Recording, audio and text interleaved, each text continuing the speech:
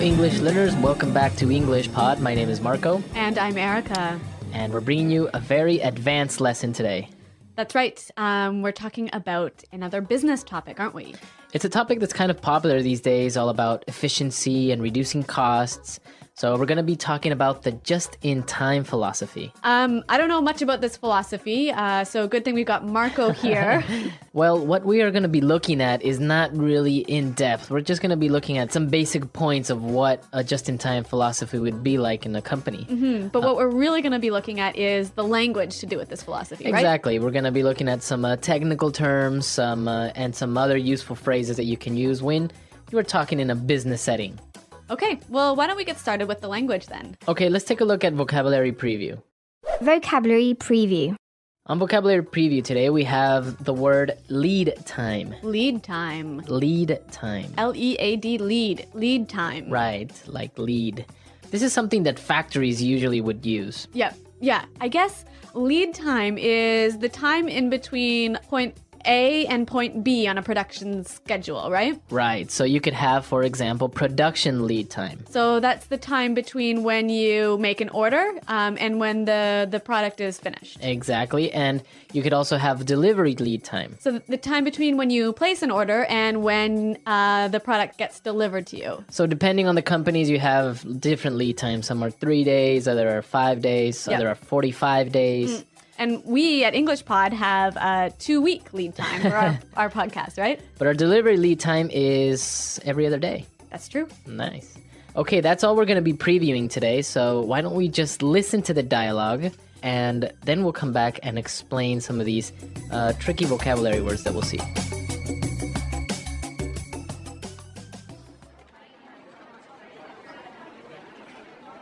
I called this meeting today in order to discuss our manufacturing plan. As I'm sure you're all aware, with the credit crunch and the global financial crisis, we're obligated to look for more cost-efficient ways of producing our goods.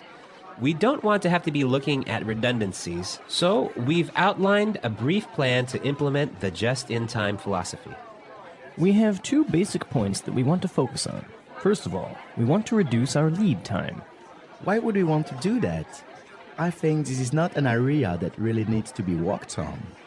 Well, we want to reduce production and delivery lead times for better overall efficiency. Right. Production lead times can be reduced by moving workstations closer together, reducing queue length, like, for example, reducing the number of jobs waiting to be processed at a given machine, and improving the coordination and cooperation between successive processes.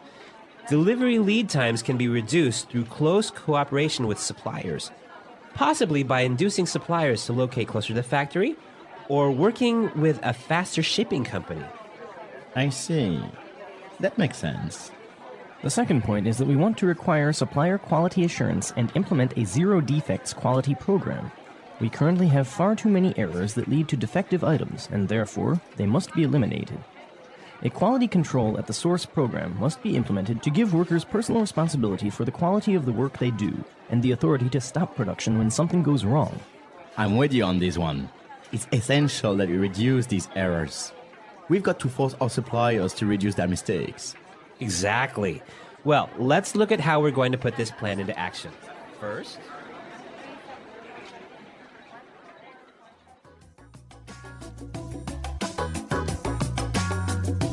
Okay, so they're going to implement just-in-time in their company. Yes. Yeah, I guess they're putting in some cost control measures. So Marco, there's some great language in here. Why don't we look at it now in language takeaway? Language takeaway. Okay, the first word today, redundancies. Redundancies. Redundancies. Redundancies. So this is kind of a strange word because usually a redundancy is when you're speaking, right? Yeah, maybe when you say something that's already been said. Exactly. You say something that has already been said. But we also use it in the business world. Right, and it comes from the base word redundant, right? Okay. Meaning extra, more than what's needed. Okay. So when a person or a position is made redundant, basically it means they get laid off, right? Right. So redundancies are a synonym of layoffs. Exactly.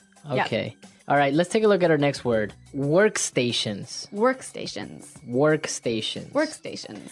So workstation could be anything from your desk. Yeah, or maybe a workbench. A workbench. or even a place on a production line. Right. So you're a certain machine or something like Yeah. that. So basically, a workstation is the area where you work.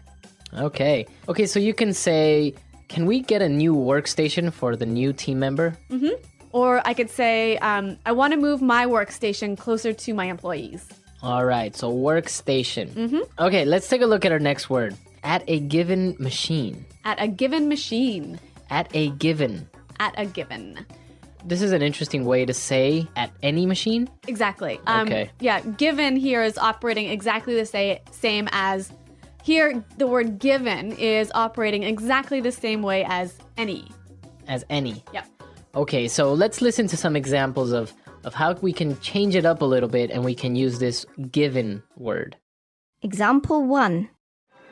In this factory, how many cars are in production at any given time? Example 2. On any given day, about 40 million people use the internet. Example 3. Firefighters have to be ready to attend an emergency at any given moment. All right, so any given time, at any given moment. Yep. Any given day. Okay, now let's take a look at our last word today.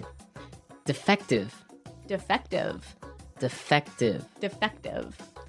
So if something is defective, It has a problem with it. it has a problem. Yeah. We can say defective is an adjective. Right. And the noun is defect. Defect. Yep. So if something has a defect, it is defective. Right. So for example, maybe you produce chairs and you make one and this chair is missing a wheel. Okay, so it's defective. Yes. The defect is the missing wheel. The defect is the... Okay. So before we listen to our dialogue again, I want to take a look at this phrase, I'm with you on this one. I'm with you on this one. I'm with you on this one. I'm with you on this one. So what does that mean exactly? I'm with you on this one. I agree with you. I agree with you on this point. Exactly. Okay. So if you agree with somebody on a certain point, you would say, oh, I'm with you on this one. I agree with you. Exactly. Okay. So now let's listen to our dialogue again, and we'll come back and talk a little bit more about the history of this just in time.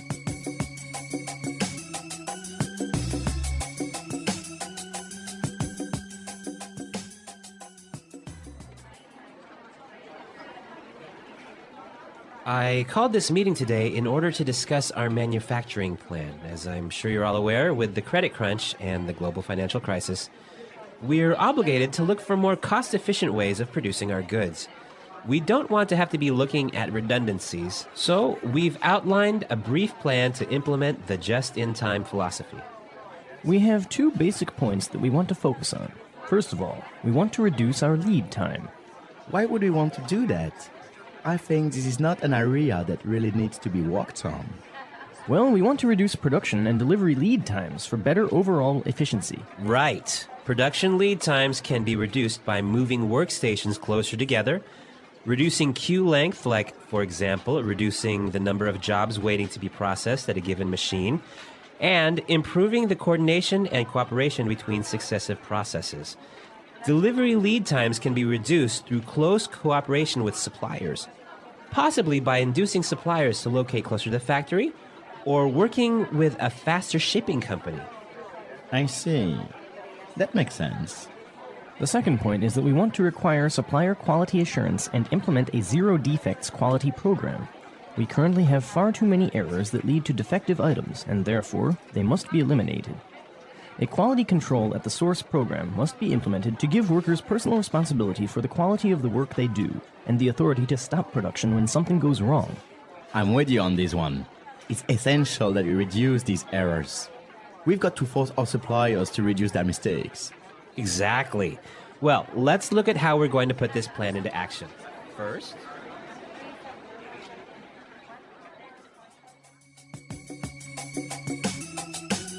All right, so Marco, I mentioned at the beginning of the lesson that I don't know much about just in time, but luckily you do, right? Yeah, I know a little bit about it. So tell me a little bit about where this philosophy came from. What are the origins of this idea? It actually became really popular with Toyota, and it was called the Toyota production system. So many people think it's Japanese, but in reality, the Japanese got it from the United States. It's a philosophy that was thought up by Ford Motor Company in order to improve their production line. But when the Japanese visited Ford Motor Company, it wasn't fully implemented yet. And oddly enough, they found this philosophy working already in a Piggly Wiggly. What's a Piggly Wiggly? Piggly Wiggly was a chain of grocery stores in the United States. Okay. I'm not sure if they're still around, but yeah, they were really big. And basically, Piggly Wiggly was using this to improve their whole system of shipping and of stocking and everything. Okay, so how does it work? So basically, what you try to do is make your processes more efficient, reduce the amount of space you're using, etc. And this was really important for Japanese because, of course, they don't have that much space in Japan to have this huge warehouses like in other countries. So what you're saying is they're producing goods just for the time they need it, right? Exactly. So trying to not be overstocked. Yeah. Or have like a long lead time or something. Long lead times where you have to keep something like in a warehouse. Yeah. Exactly. Yeah. So that's why it's so efficient. And also it's about improving the efficiency between processes. So what's sometimes called a bottleneck. You can have really good processes in the beginning, but in the end, maybe you have only one workstation that's taking all these orders and everything gets bottled up and it causes delays. Slow, yeah. So in the dialogue, they want to implement the just-in-time strategy as a way of avoiding redundancies. But it sounds to me like actually this might cause redundancies sometimes. Well, yeah, sometimes it does. Sometimes when you make workstations more efficient or when you make all your processes work more fluidly, sometimes inevitably you will have to lay off some people that are redundant. Okay. Have you ever worked in a company where they've implemented just in time? No, actually, I've never really worked at a place where this philosophy was working, but I did used to work at a place where we had Six Sigma, which is a little bit similar. Yeah. Well, I guess we'll need a lesson on Six Sigma in the future. Yeah, we'll see if we come out with Six Sigma and what it means, and it's kind of interesting, but we want to hear what you think. Yes. Have you guys worked in a place where they use just in time? Exactly. Or if you have any quality control measures, or how does your company avoid having defective items or defective services? So visit our website, englishpod.com, and Marco and I are always around to respond to your comments and answer your questions. Exactly. So until then, it's goodbye. Bye.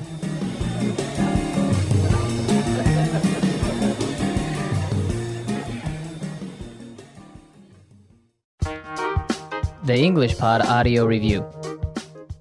Listen to the meaning, then say the vocabulary word. Make a person do something because it is the right thing to do. Obligate. Cheap, not expensive. Cost efficient. Lay off, the ending of workers' employment. Redundancy. Put a plan into action. Implement. The time between the beginning of a process and its end. Lead time. The ability to produce something more quickly. Efficiency. An area where a person works and does his job. Workstation. Used to refer to a specific time, place, or thing. Given. Having a mistake or error that makes something not perfect. Defective. A mistake or error that makes something not perfect. Defect. Supply of goods stored in a place. Inventory. The cost of holding inventory. Carrying cost. Large building where products or goods are stored. Warehouse. The supply of goods for sale or available. Stock. Something that slows a process down. Bottleneck. Let's try that faster. Having a mistake or error that makes something not perfect. Defective. Large building where products or goods are stored. Warehouse. The supply of goods for sale or available. Stock. Something that slows a process down. Bottleneck. The ability to produce something more quickly. Efficiency. Cheap, not expensive. Cost efficient. Supply of goods stored in a place. Inventory. Put a plan into action. Implement. A mistake or error that makes something not perfect. Defect. An area where a person works and does his job. Workstation.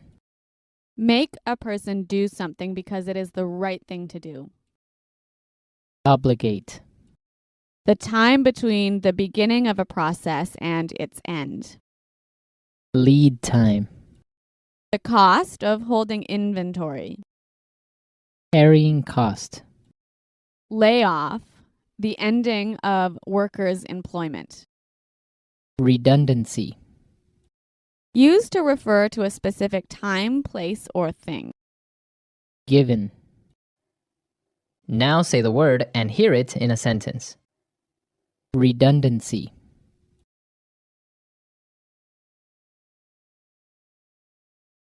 Our company is restructuring and it looks like we will have redundancies. Redundancy. I am sorry to inform you that you have become redundant. Redundancy.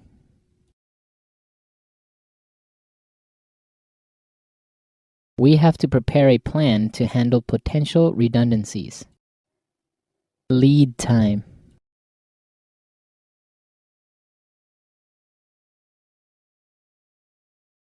We offer a very low lead time at our factory. You can get our products in less than 3 days. Lead time.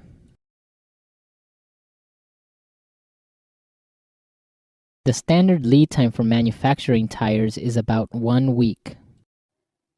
Lead time.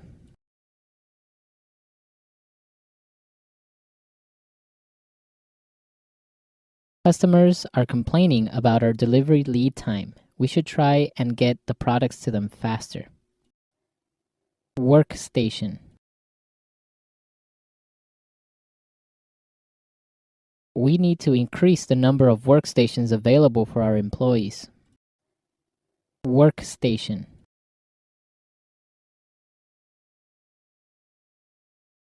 We have a total of 20 workstations, but 2 of them are not functional. Workstation. Jim, you should clean up your workstation. You have papers and garbage everywhere. Given. In this factory, how many cars are in production at any given time? Given. On any given day, about 40 million people use the internet. Given. Firefighters have to be ready to attend an emergency at any given moment. Defective. Can I return this defective TV? It doesn't work. Defective. We try to reduce the number of defective products by having strict quality control. Defective. It seems that a defective light bulb was the cause of the fire.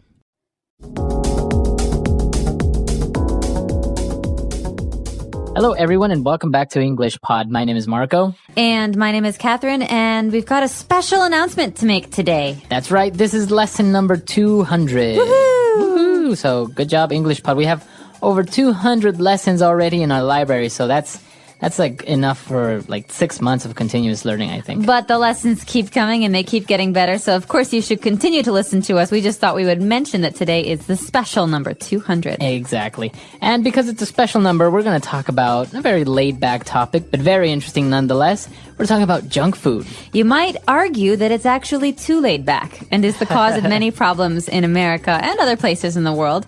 Junk food is unhealthy food. So let's take a listen to today's dialogue, and we'll be back in a moment to talk about what's going on.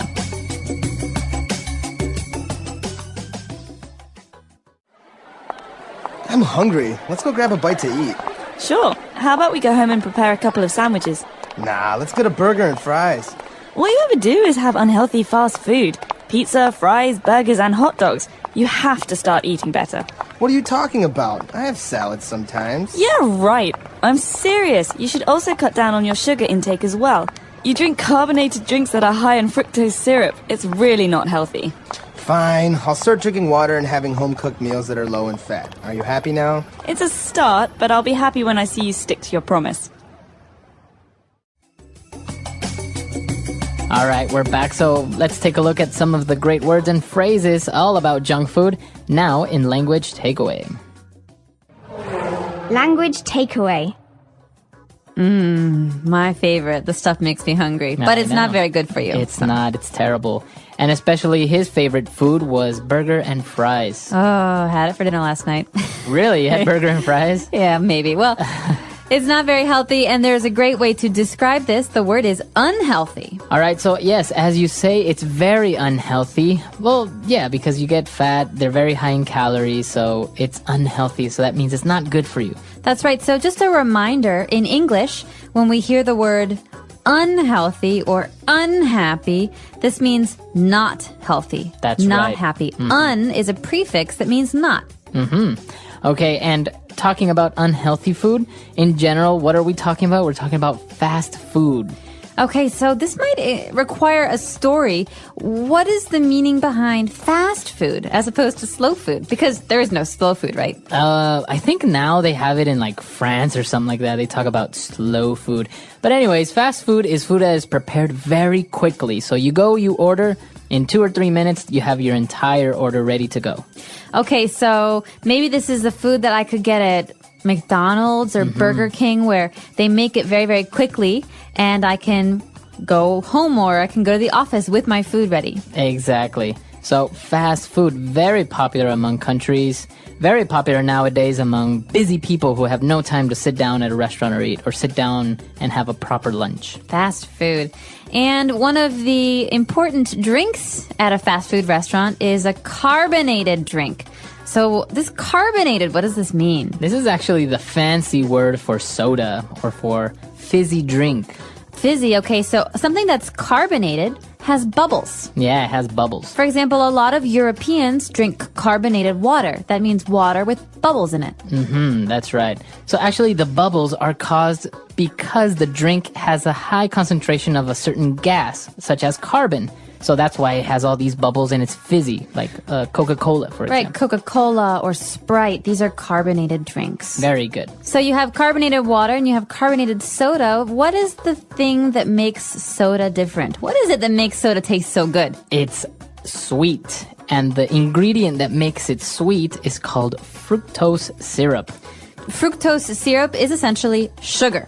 Yeah, and it comes from corn, I believe, right? That's right. So you can also hear the name corn syrup. And this is a sweet syrup that comes from corn that makes drinks like Sprite and Coca-Cola taste so good. It's also very unhealthy for you. Yes, because it has a lot of calories. So that is one of the main ingredients in soda. Now you know you have fructose syrup. All right, so that's all we've got for Language Takeaway. Let's take another listen to today's dialogue. We'll be back in a second. I'm hungry. Let's go grab a bite to eat. Sure. How about we go home and prepare a couple of sandwiches? Nah, let's get a burger and fries. All you ever do is have unhealthy fast food. Pizza, fries, burgers, and hot dogs. You have to start eating better. What are you talking about? I have salads sometimes. Yeah, right. I'm serious. You should also cut down on your sugar intake as well. You drink carbonated drinks that are high in fructose syrup. It's really not healthy. Fine. I'll start drinking water and having home-cooked meals that are low in fat. Are you happy now? It's a start, but I'll be happy when I see you stick to your promise. All right, we're back. So now we have a couple of great phrases that we heard along the dialogue. So let's take a look at those now in Fluency Builder. Fluency builder. All right, so starting off, this is a very interesting phrase because we saw it in the first sentence and it says, let's go grab a bite to eat. Let's grab a bite to eat. So to grab is to hold something with your hand, okay, to do it quickly. He grabbed my arm. So to grab a bite to eat, a bite is a small taste. We're going to have a quick meal. So after work, you want to go grab a bite to eat? That means let's go have something to eat quickly. Yeah, I'll be there soon. Let me just grab a bite to eat. So a bite is a little bit. It's a small amount of food. Now for our next phrase, it's very important because I've noticed that a lot of our English learners make the mistake of using this phrase. It's how about. How about? So in today's dialogue, the phrase is, how about we go home and prepare a couple of sandwiches? So how about is used as a suggestion is, how do you feel or what do you think of going home and preparing a couple sandwiches? So another way to say this is, why don't we go home and prepare some sandwiches? Exactly. But commonly, English learners make the mistake of using how about as a way of saying, how was it or how is it? So for example, how about your weekend? Wrong, okay? So, how was your weekend? Exactly. So, how about is usually used when we make a suggestion. How about we go see a movie on Saturday? Or how about we go to my parents' house for Christmas this year? Or finally, how about you get another job so that we can have more money to spend on going out to eat? Very good. So how about, these are all suggestions. Why don't you get another job? Why don't we go to our parents' house for Christmas? So you can't say, how about your weekend? You say, how was your weekend? Yeah. So there's a big difference there. Very good. So make sure to stay away from that typical mistake using how about. Now, moving on, we were talking about fast food and how it's bad for you. And she said, you know what? You should also cut down on your sugar intake. So to cut down, that's a phrasal verb. That's right. Cut down. So that means to decrease. I'm trying to cut down on the amount of soda that I drink. Or I'm trying to cut down on how much I spend on the weekends. Okay, so to cut down means to decrease or to lessen. Very good. And for our last phrase, the whole thing that we're talking about and one of the favorite meals for everyone, burger and fries. Okay, so this is one of many combinations for meals. You can have burger and fries, which is a hamburger and French fries. So oftentimes you'll say, hey, let's go grab a burger and fries. Yeah. Another combination, especially in England, is fish and chips. Yeah, fish and chips. Fish would be a fried fish sandwich, and chips would be French fries as well. That's right. So, and actually in England, they call French fries, they call them chips. So if you're confused by the word chips or potato chips and French fries, these are different things in different places. But if you're talking to an American, French fries is the way to go. Or for a while, they were called freedom fries. Well, we don't need to talk about that. We can talk about that in a later lesson. But for now, the phrase is burger and fries. All right, so let's listen to our dialogue for the very last time.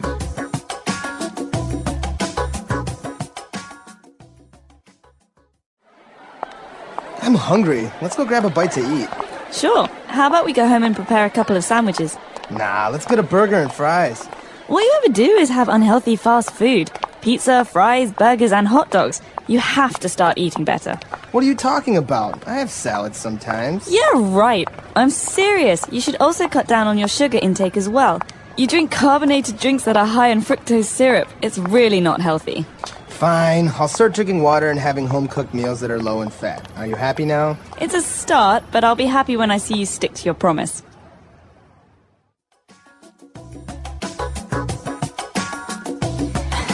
We are back, Marco. You're laughing. I know you like junk food. What's your favorite junk food of all time? Actually, I am a big fan of fried chicken. I love fried chicken. Yummy. I don't know. I think it's really greasy and oily and it's very, very bad, but I can't help it. It's very good. You can buy bags of it in America. I Get know. like a pound bag. You buy of fried it by chicken. the pound in America, right? Yep, you pay for how much it weighs. Wow, that's amazing. I actually really enjoy it, but places like Kentucky Fried Chicken, they're too expensive for fried chicken. Yeah, you don't necessarily want to go there. There's other places that are a lot more maybe traditional that are pretty good. How about you? What is your favorite junk food? Chicago-style hot dog and French fries. Yeah. Like when you go to see a baseball game, you get a hot dog. But Chicago style is good. It's not too much stuff on it. You have a poppy seed bun. So it's a bun, a piece of bread with some seeds on it. And a lot of mustard and ketchup and onions. I really enjoy hot dogs, but the one thing that I cannot have on a hot dog is mustard or relish. Oh my gosh, those are the two best things. Okay, I can't talk to you anymore. Well, tell us what your favorite junk food is and tell Marco that he's crazy if he doesn't like mustard. Today we have an elementary level lesson about food, one of my favorite things to talk about. That's right. We are going to talk about food, but specifically we're going to talk about a family barbecue. Okay, what is a family barbecue? Well, I'll just say a few words first. A barbecue is usually something that we do outside. We bring food, we play games, maybe have some drinks, and a lot of the food is grilled. So that's what we're talking about today. We're going to hear this dialogue first, and then we'll come back to talk about it.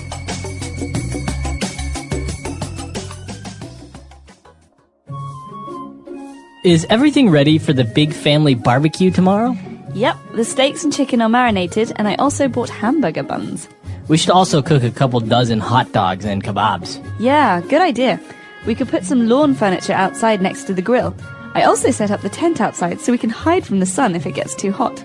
Great! I asked Grace to bring cups and serviettes, as she is also bringing 2 big coolers for the beers. This is going to be a great barbecue. Oh no, it's raining!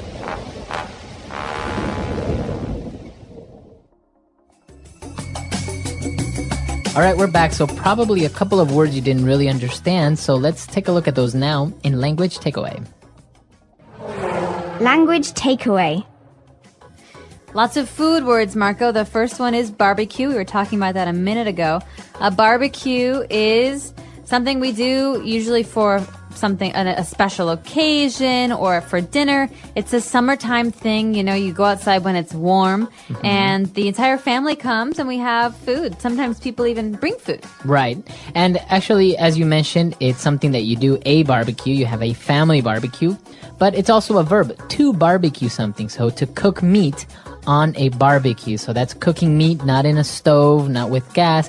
Usually it's under a fire or very warm, intense heat coming from coals. Exactly. And so before we cook food, usually before we cook meat on the grill, before we barbecue it, we have to marinate it, okay? So in this situation, the steaks and the chicken are already marinated. Okay. So to marinate something which is a verb, or the steaks and chickens are marinated, which is an adjective. So basically means that you have added spices and maybe some lemon juice, different herbs or salts to the meats in order to give it flavor before you cook them. Exactly. Sometimes in Indian cooking, for example, you marinate with a yogurt sauce and you leave the meat in the refrigerator for a whole night. Exactly. So marinating or to marinate is a process to give flavor to food. Very good. All right. So we've marinated our food, our chicken, our steaks, but also we have hamburgers. So we need hamburger buns. What are buns? Okay. Buns are pieces of bread that are for special kinds of food. So you have a hamburger bun. It's a round piece of bread, and the hamburger goes on one piece and under another piece. A hot dog bun is different. It's like a piece of bread that's folded, and the hot dog goes in the middle. So bun is a special kind of bread for these kinds of foods. All right. So remember, if you want to have a hot dog, you need to buy hot dog buns. So people know already that you're talking about bread. And if you want to buy a hamburger bread, you say a hamburger bun. That's right. So hamburger buns and hot dog buns. But after we talk about having the hamburger buns, we discuss how many hot dogs we're going to cook. So the person says we should cook a couple dozen hot dogs. All right. So a dozen is 12 units of something. Right, so eggs are sold in dozens. We buy a dozen eggs, we buy 12 eggs. Okay, or you can say half a dozen, that means 6. Half of 12. And a couple dozen is usually around 24, 25. Okay, very good. So a dozen hot dogs, and they are also getting kebabs. What are kebabs? One of my favorite foods, kebabs, are sticks or skewers of meat. So you have a very thin stick, and you put the meat on it, and you put that on the grill, and you cook the meat on the grill. So, yeah, those are very common. For example, in the Middle East, right? You have kebabs, sticks of meat, and also maybe some vegetables put on it, and you grill them. Exactly. Very flavorful, very tasty meat. All right, so why don't we listen to our dialogue again, and we'll come back shortly to look at some more words. Is everything ready for the big family barbecue tomorrow? Yep, the steaks and chicken are marinated, and I also bought hamburger buns. We should also cook a couple dozen hot dogs and kebabs. Yeah, good idea. We could put some lawn furniture outside next to the grill. I also set up the tent outside so we can hide from the sun if it gets too hot. Great! I asked Grace to bring cups and serviettes, as she is also bringing 2 big coolers for the beers. This is going to be a great barbecue. All right, we're back. So now why don't we go to a second part of language takeaway and take a look at 5 more words. Language takeaway. All right, the first word that we're going to look at is lawn furniture. So we're going to have lawn furniture outside. Okay, so before we even start thinking about food, we have to decide where people will sit at this barbecue.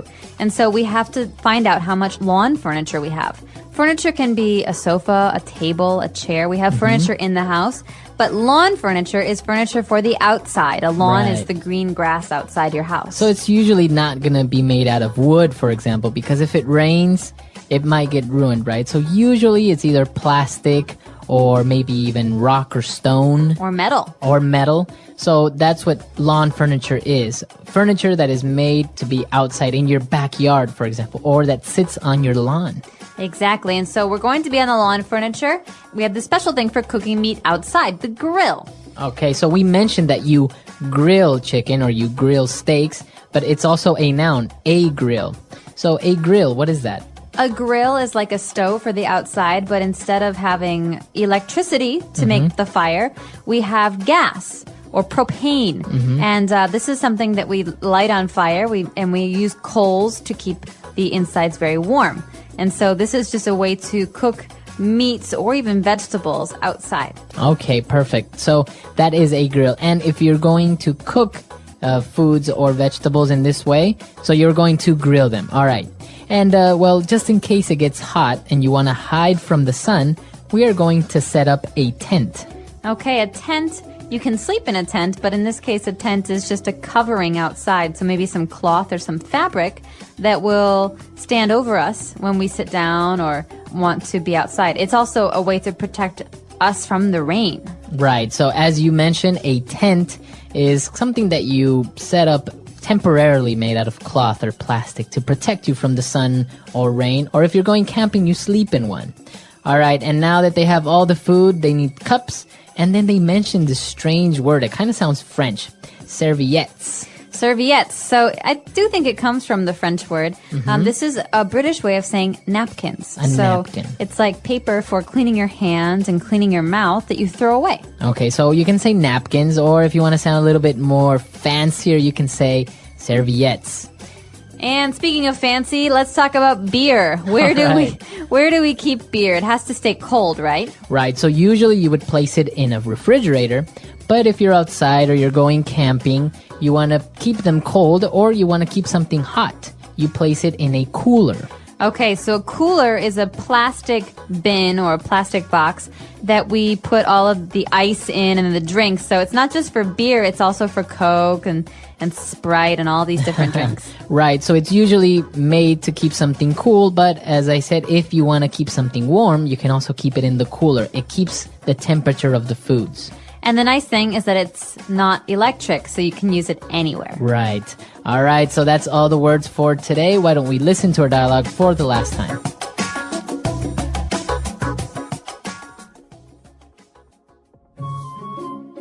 Is everything ready for the big family barbecue tomorrow? Yep, the steaks and chicken are marinated, and I also bought hamburger buns. We should also cook a couple dozen hot dogs and kebabs. Yeah, good idea. We could put some lawn furniture outside next to the grill. I also set up the tent outside so we can hide from the sun if it gets too hot. Great! I asked Grace to bring cups and serviettes, as she is also bringing 2 big coolers for the beers. This is going to be a great barbecue. Oh no, it's raining!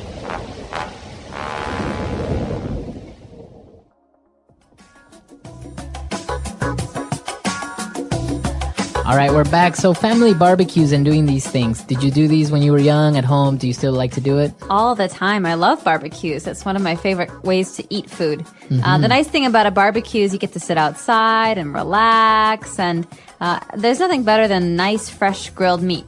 Right, and well, you have all your friends over, so you're having a couple of beers and you're having some meat, and it's actually a really nice way of just having something at home with good friends and family, right? Exactly, and some of the most important barbecues we have are in the summer near July 4th. And so people like to have July 4th barbecues where you celebrate Independence Day and sit outside and drink and have hot dogs and hamburgers and macaroni and cheese. Actually, well, I was in Chile. I noticed that as well. Near their festivities for their independence, which is September 18th, a lot of people get together and have barbecues, and it's so popular that pretty much every house in the neighborhood you can smell somebody barbecuing on the weekend. You're making me so hungry. Food, a deep dive into a basic need. Food is one of the most essential parts of human life. It is not just a source of energy, but also a way to experience culture, celebrate traditions, and build connections with others. In this topic, we will explore food from different angles, its types, its role in our lives, and how to talk about it in English. This will help English learners improve their vocabulary, sentence construction, and understanding of the topic. What is food? Food refers to substances that people and animals eat or drink to sustain life, promote growth, and maintain health. It is a combination of nutrients like carbohydrates, proteins, fats, vitamins, and minerals, which are necessary for the body to function properly. Categories of food. 1. Natural foods. These are foods that come directly from nature. They are not processed or altered. Examples include fruits, apples, oranges, berries. Vegetables, broccoli, spinach, carrot. Nuts and seeds, almonds, peanuts, sunflower seeds. Grains, wheat, rice, oats. 2. Processed foods. Processed foods are altered during preparation. They may include added sugar, salt, or preservatives. Examples are bread, canned soup, packaged snacks. 3. Cooked foods. Cooking changes the texture, flavor, and digestibility of food. Common cooking methods include boiling, baking, grilling, frying. Meals of the day. Meals are the structured times when people eat. Understanding the names and purposes of meals is essential. 1. Breakfast. The first meal of the day, typically eaten in the morning. A healthy breakfast might include eggs and toast, cereal with milk, fresh fruit. 2. Lunch. Lunch is usually eaten in the early afternoon. It is often lighter than dinner, but still filling. Examples of lunch foods: sandwiches, salads, rice with chicken. 3. Dinner. Dinner is the main meal of the day, often eaten in the evening. Common dinner dishes include pasta with sauce, roasted meat with vegetables, soup and bread. 4. Snacks. Snacks are smaller meals eaten between the main meals. They are often light and easy to prepare, such as a granola bar, a piece of fruit. Nuts. The role of food in culture. Food plays an important role in expressing culture and identity. Every country and community has dishes that are unique to them. For example, Italy, pizza and spaghetti. Japan, sushi and tempura. Mexico, tacos and enchiladas. Food can also be a symbol of celebration. Think about birthday cakes, holiday feasts, or traditional wedding meals. Talking about food in English. Here are some useful phrases and sentences expressing preferences. What is your favorite food? Example, my favorite food is sushi. Do you like spicy food? Example, yes, I love spicy food. Describing food, how does it taste? Example, it tastes sweet and creamy. Is it healthy? Example, yes, it is rich in vitamins. Asking about meals. What do you usually eat for breakfast? Example, I usually eat cereal and a banana. Can you recommend a good restaurant? Example, yes, try the Italian place near the park. Healthy eating. Eating healthy is important for a good life. A balanced diet includes 1. Proteins found in meat, fish, eggs, and beans. 2. Carbohydrates found in rice, bread, and pasta. 3. Fats found in nuts, avocados, and oils. 4. Vitamins and minerals found in fruits and vegetables. Unhealthy foods like chips and candy are okay occasionally, but should not be eaten every day. Cooking vocabulary. Knowing how to talk about cooking is useful. Here are some words and phrases. Ingredients, the items needed to make a dish. Example, the ingredients for a cake are flour, sugar, eggs, and butter. Recipe, instructions on how to prepare a dish. Utensils, tools used for cooking like spoons, knives, and pans. Advanced vocabulary for food. For intermediate learners, let's practice some higher-level words. Cuisine, the style of cooking from a particular country. Example, French cuisine is famous for its desserts. Flavor, the taste of food. Example, this soup has a rich flavor. Texture, how food feels when you eat it. Example, the bread is soft, but the crust is crunchy. Fun facts about food. 1. Carrots were originally purple, not orange. 2. Honey never spoils. It can last forever. 3. Bananas are berries, but strawberries are not. 4. The most popular fruit in the world is the mango. Practice questions. 1. What is your favorite dish and why? 2. Can you describe a meal you ate recently? 3. Do you prefer home-cooked food or restaurant food? Conclusion. Food is more than just what we eat. It connects us to each other, gives us energy, and helps us learn about the world. By talking about food in English, you can expand your vocabulary and improve your speaking skills. What foods do you enjoy? Try describing them in English. The English Pod Audio Review. Listen to the meaning, then say the vocabulary word. A meal cooked out of doors, over an open fire. Barbecue. Be soaked in marinade. Marinate. A group of 12. Dozen. Pieces of roasted meat, fish, and vegetables on a skewer. Kebab. Utensil with a metal grate. Parallel metal bars. For cooking over a fire. Grill. Portable shelter of canvas, held up by poles, rope, and pegs. Tent. A small square of cloth or paper. Serviette. A container, vessel, or apparatus for cooling.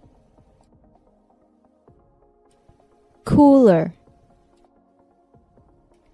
Furniture intended for use outside in the yard.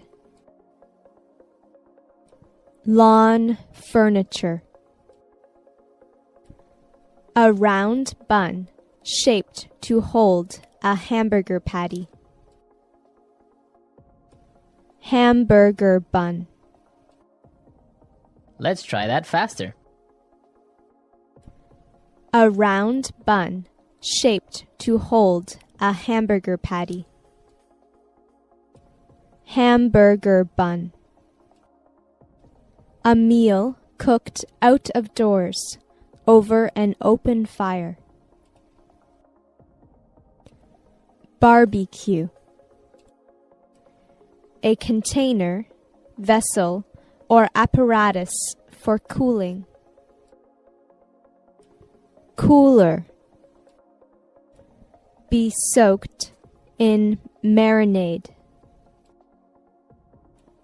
Marinate. Utensil with a metal grate, parallel metal bars, for cooking over a fire. Grill. Portable shelter of canvas held up by poles, rope, and pegs. Tent.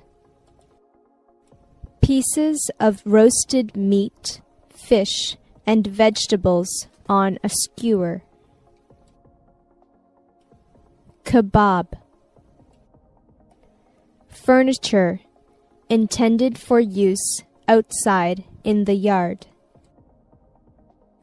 Lawn furniture. A group of 12. Dozen. A small square of cloth or paper. Serviette. Now say the word and hear it in a sentence. Barbecue.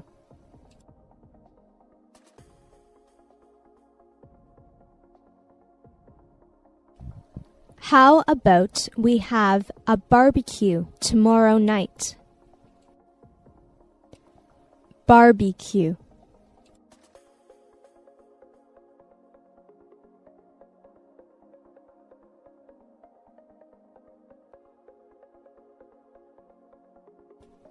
In the summertime at dinner, there is always the smell of someone in our neighborhood having a barbecue. Barbecue.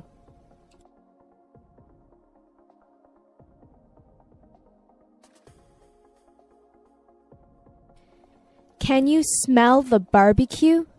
My mouth is watering. Marinate.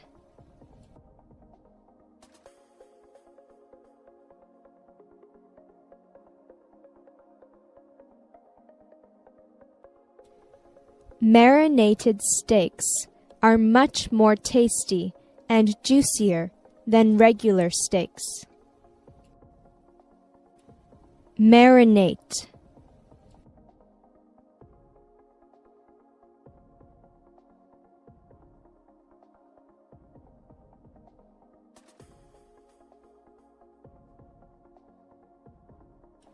The only thing I know about my friend's secret recipe is that she marinates the chicken breasts overnight.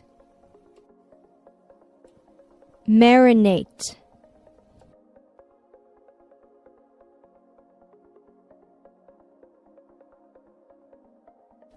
Marinating meat makes the meat more tender. Lawn furniture.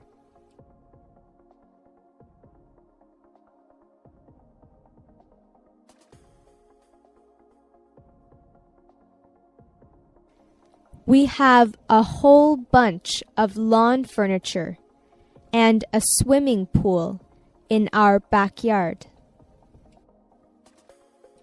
Lawn furniture.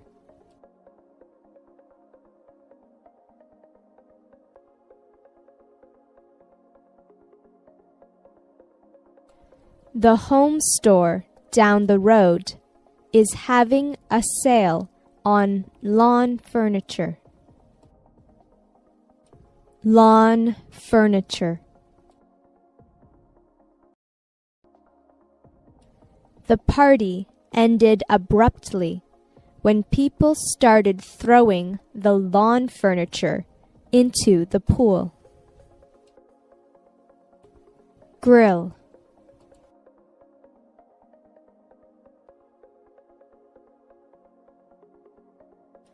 My favorite food is steak done on the grill. Grill. After you finish cutting up the vegetables, wrap them in some aluminum foil and place it on top of the grill.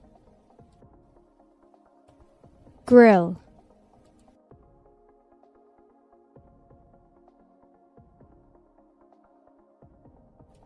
You should always clean the grill after you use it. Cooler. We brought a cooler with us to the beach so that we could keep the drinks and the sandwich meat cold. Cooler. He filled up a cooler with ice and then placed the medical specimen carefully inside. Cooler. When we go camping, we always have a cooler or two to keep food cold.